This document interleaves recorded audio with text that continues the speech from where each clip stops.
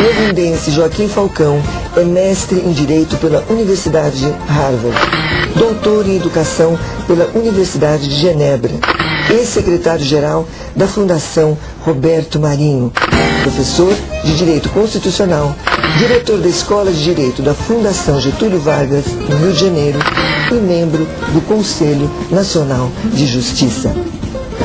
Antes de tudo, uma explicação, conselheiro. Eu li numa de suas entrevistas que, embora more no Rio, o senhor é olindense por escolha. O que significa ser olindense por escolha? Olha, bisavô, avô, mãe, filhos. Eu digo que eu sou cariocamente olindense, ou vice-versa, olindensemente carioca. Escolha. Agora podemos começar. Fazendo uma analogia, o senhor, como ex-secretário-geral da Fundação Roberto Marinho, e, portanto, de certa forma, familiarizado com a cultura da comunicação, né, entende que a imprensa é como a tese do queijo, ou seja, quanto mais furos tiver o queijo, melhor ele será? Olha, a ambição do furo pode resultar em furada, de modo que tem que ter cautela. Não é a quantidade do furo, é a qualidade do furo. E eu tenho pensado muito nessa questão.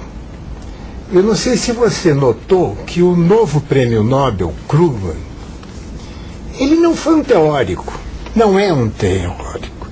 Ele não inventou um modelo matemático de economia. Ele comunicava suas ideias através de jornal. O jornal é furo, informação e formação também. Eu acho que o Krugman, com formação, é o primeiro prêmio Nobel do jornalismo. E se pensarmos no queijo suíço, é a qualidade do furo ou a quantidade? Não, a qualidade do furo e também? Não a quantidade do furo. Uma das leis de marketing de guerra é de que o escritório é o pior lugar para se olhar o mercado. Que lição podemos tirar disso para os julgadores, ou seja, para aqueles que julgam? Olha, eu acho que justiça se faz 50% ouvindo e vendo, apalpando os fatos, e 50% escrevendo. Eu costumo dizer que o bom juiz é aquele que tem os pés encharcados na realidade brasileira. O bom juiz é aquele que tem os pés encharcados na realidade brasileira. Porque senão ele corre o risco de descolar do real. E quando você descola do real, você não controla o real. Agora, mudando de assunto, conselheiro. Sem direito de propriedade não há capitalismo. No Brasil temos 52 milhões de pessoas com moradia não legalizada. Como é que fica? Cacilda, esse é um problema muito, muito grave, né? Porque a imensa maioria das cidades nossas, as pessoas não têm direito ao seu abrigo, não têm direito à sua propriedade. Eles são ilegais.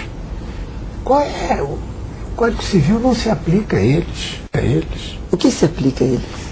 São as leis informais, é a violência, é a instabilidade, é a insegurança. Qualquer programa de implantação de um Estado democrático de direito tem que começar pela legalização do abrigo, que é a necessidade mais natural da pessoa. E os políticos esqueceram a prioridade ao direito às questões habitacionais.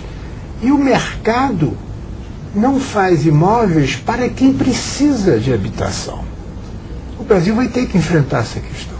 E agora com essa crise? Essa crise, você veja, a crise começou com o mercado hipotecário dos Estados Unidos.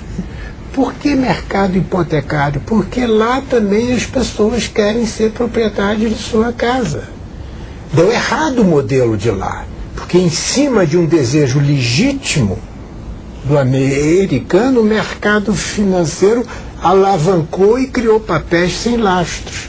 Mas o fundamento qual é? É que existe uma demanda no Brasil, na América Latina, na China, para que as pessoas tenham o seu direito de propriedade. Eu espero que os novos prefeitos repensem as suas prioridades.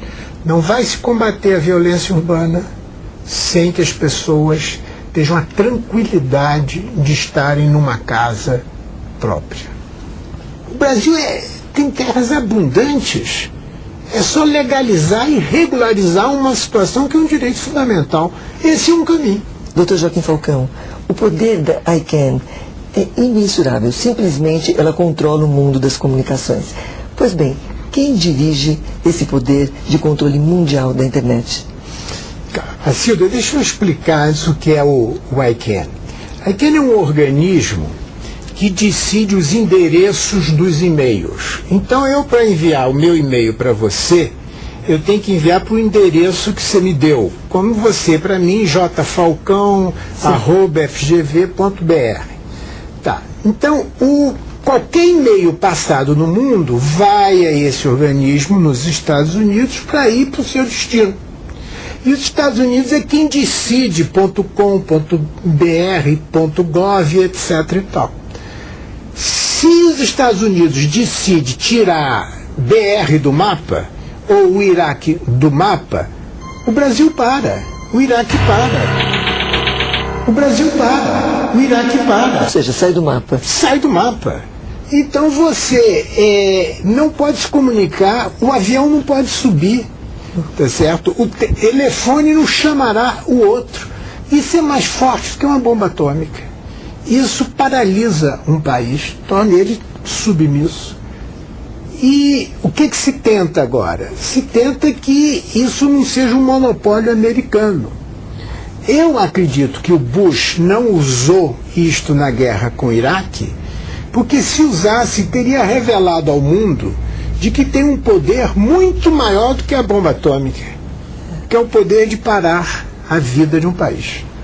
Como disse Norberto Bobbio, a regra da democracia deve ser a publicidade e não o segredo, a luz e não a escuridão, o palco público e não o bastidor individual. Conselheiro, qual o verdadeiro perigo do anonimato, isto é, dos juízes falarem em off aos jornalistas? Olha, essa é uma questão muito oportuna, né? Primeiro, porque a lei determina que o juiz não pode falar, seja ministro, desembargador, conselheiro, seja o que for. Ele não pode falar sobre seus processos. Ele não pode falar sobre seus processos. A lei determina isso. Então é uma determinação legal. Por que a lei determina isso? Por um motivo simples. É de que eu, cidadão, você, Cacilda, você tem direito a um julgamento imparcial. Então, para ser imparcial, o juiz não pode dizer o que ele acha, o que ele não acha, qual o caminho que ele vai seguir ou qual o caminho que ele não vai seguir. Então, em nome da imparcialidade, que é um direito da cidadania e que é a essência da justiça. Qual é a essência da justiça? É ser imparcial. Porque se ela for sempre parcial de um lado só, ela deixa de ser justiça. Nos Estados Unidos, eles dizem o seguinte, que não basta o juiz ser imparcial. O cidadão tem que ter elementos para acreditar que ele é imparcial. Vou dar um pequeno exemplo a você. O caso mais famoso do mundo, e que afetaria a vida de você, telespectador, de você, Cacilda, é o caso em que se contestava se Microsoft tinha um monopólio ou não tinha.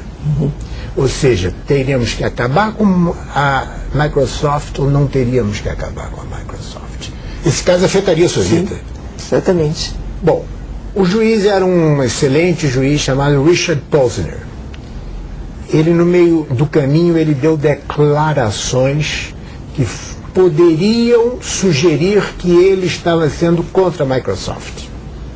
A Microsoft entrou na justiça e ele foi afastado. Ele foi afastado em nome desse princípio. É direito da cidadania ter elementos que acredite que o juiz é imparcial. Agora, por que o senhor diz que somos um país de ilegais?